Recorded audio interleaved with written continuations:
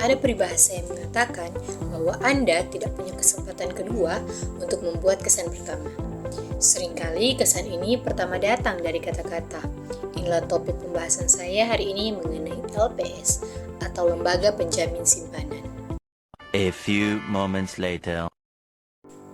Assalamualaikum warahmatullahi wabarakatuh. Shalom, salam sejahtera bagi kita semua. Yang terhormat Bapak Ibu dosen pengampu mata kuliah hukum perbankan, serta teman-teman yang saya banggakan. Saya Teresia Pudi dengan NIM 220711011093 dari Fakultas Hukum Universitas Samratulangi. Baik, saya akan memaparkan materi mengenai LPS atau Lembaga Penjamin Simpanan. Namun sebelum itu, saya akan memberikan poin-poin pembahasan yang dibahas dalam materi LPS. Pembahasan atau poin pertama yaitu 1. Pengertian LPS, Lembaga Penjamin Simpanan. Yang kedua yaitu dasar hukum. Yang ketiga yaitu syarat berlakunya simpanan yang dijamin LPS. Yang keempat yaitu nilai-nilai LPS. Yang kelima ada fungsi, tugas, dan wewenang dalam LPS. Yang keenam yaitu jenis dan jumlah simpanan yang dijamin oleh LPS. Yang ketujuh yaitu kewenangan LPS dalam penyelesaian dan penanganan bank gagal. Dan yang kedelapan yaitu terakhir adalah kesimpulan dan penutup. Kita masuk dalam pembahasan pertama mengenai pengertian LPS atau Lembaga Penjamin Simpanan. Jadi, LPS atau Lembaga Penjamin Simpanan merupakan sebuah badan hukum yang dibentuk berdasarkan Undang-Undang Nomor 24 Tahun 2004 yang fungsinya menjamin simpanan nasabah, penyimpan, dan melakukan penyelesaian dan penanganan bank gagal sebagai bagian dari pemeliharaan stabilitas sistem perbankan. Selanjutnya kita masuk ke dalam pembahasan kedua, yaitu dasar hukum LPS atau Lembaga Penjamin Simpanan. Menurut Undang-Undang Nomor 24 Tahun 2004, LPS adalah lembaga yang independen, transparan, dan akuntabel dalam melaksanakan tugas dan wewenangnya. Selanjutnya kita masuk ke dalam pembahasan ketiga mengenai syarat berlakunya simpanan yang dijamin LPS. Jadi, apabila nasabah mendapatkan bunga simpanan melebihi suku bunga wajar yang ditetapkan LPS, maka simpanan tersebut tidak dijamin LPS, baik simpanan pokok maupun bunganya. Selain itu, nasabah harus memenuhi syarat-syarat berikut ini agar klaimnya dibayar oleh LPS. Oke, yang pertama yaitu 1. Simpanan nasabah tercatat dalam pembukuan bank. Yang kedua yaitu nasabah tidak memperoleh bunga simpanan yang melebihi tingkat suku bunga wajar yang ditetapkan oleh LPS atau nasabah tidak menerima imbalan yang tidak wajar dari bank. Dan yang ketiga yaitu nasabah tidak melakukan tindakan yang merugikan bank seperti memiliki kredit macet. Berikut pembahasan keempat mengenai nilai-nilai LPS atau Lembaga Pinjaman Simpanan. Terdapat 5 poin, yaitu yang pertama, A. Integrity, yaitu berkata jujur, bertindak independen sesuai dengan kode etik dan selalu mengedepankan kepentingan lembaga. B. Collaboration, yaitu mengedepankan kerjasama dan saling mendukung dengan sikap terbuka dan prasangka baik, saling percaya, dan menghargai untuk mencapai tujuan lembaga. C. Accountable, yaitu berani bertanggung jawab atas segala tindakan atau keputusan yang diambil sesuai kebijakan atau peraturan yang berlaku dengan mempertimbangkan risiko. D. Yaitu respect, yaitu menghargai, menghormati, dan memiliki kepedulian terhadap orang lain dengan dilandasi sikap empati, sopan dan tulus tanpa pamrih. Dan E. Excellence, yaitu mengupayakan hasil terbaik dengan cara menetapkan standar tinggi, melakukan pengembangan berkelanjutan, dan inovasi.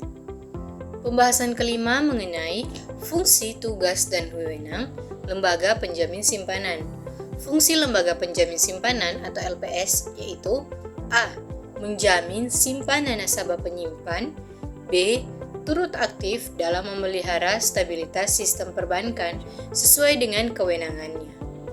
Tugas Lembaga Penjamin Simpanan atau LPS: A. Merumuskan dan menetapkan kebijakan pelaksanaan penjaminan simpanan. B. Yaitu melaksanakan penjaminan simpanan. C. Yaitu merumuskan dan menetapkan kebijakan dalam rangka turut aktif memelihara stabilitas sistem perbankan. D. Yaitu merumuskan, menetapkan, dan melaksanakan kebijakan penyelesaian bank gagal yang tidak berdampak sistemik. Melaksanakan penanganan bank gagal yang berdampak sistematik. Kita masuk ke dalam wewenang LPS. 1. Menetapkan dan memungut premi penjaminan. Yang kedua yaitu menetapkan dan memungut kontribusi pada saat bank pertama kali menjadi peserta.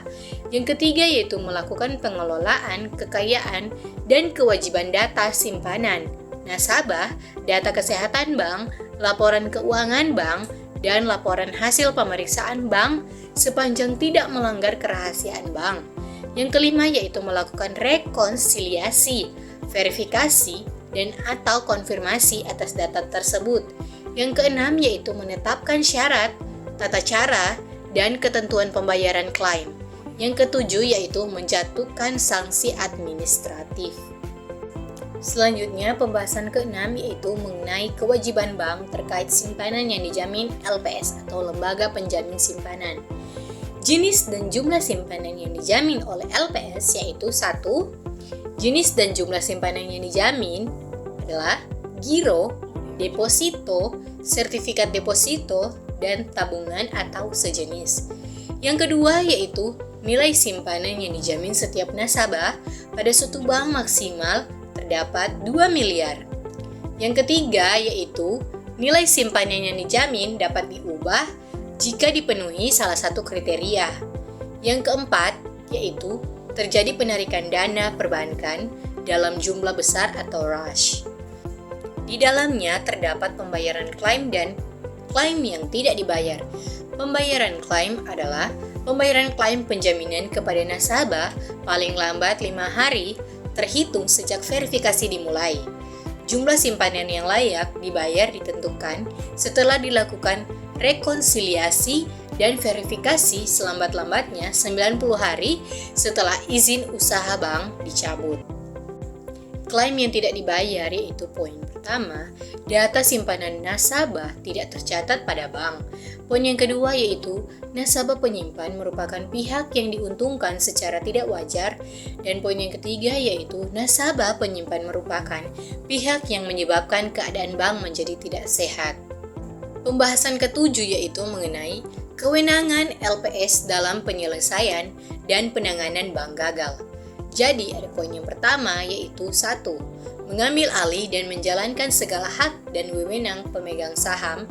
Yang kedua yaitu menguasai dan mengelola aset dan kewajiban bank gagal yang diselamatkan.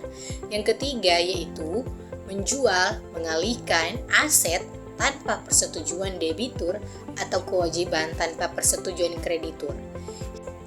Di dalamnya terdapat kerahasiaan data, yaitu Dewan Komisioner, Kepala Eksekutif, pegawai LPS wajib merahasiakan semua dokumen, informasi, dan catatan yang diperoleh atau dihasilkan dalam pelaksanaan tugasnya yang harus dirahasiakan berdasarkan undang-undang.